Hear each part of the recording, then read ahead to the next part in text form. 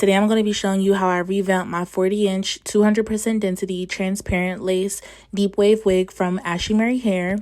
Normally I just clean off the lace, but I've done that several times. I just want to replace the frontal today, but this is what you can use if you want to clean the lace. It works really well.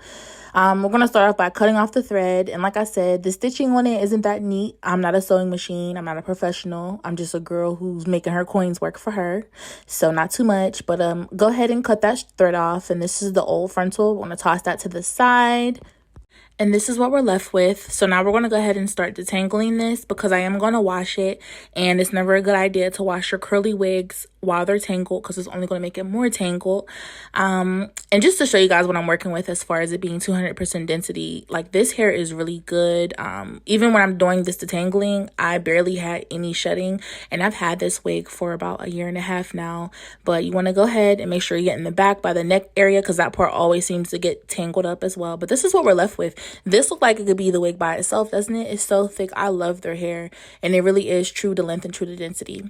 So now we're in the shower, just going to go ahead and wet the hair up, get it nice and wet so we can go ahead and give it a quick shampoo. I don't really use conditioner on my wigs because my curly wigs, I add a lot of leave-in conditioner or like curl moisturizer cream and stuff like that. So I don't really want to have too much product on it because I don't plan on washing it that often.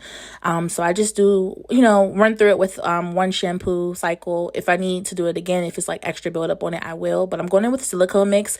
Since I haven't washed it in a while, I'm going to let this sit in the bag in the sink and let it deep condition while we go ahead and open up this Ashimary bag.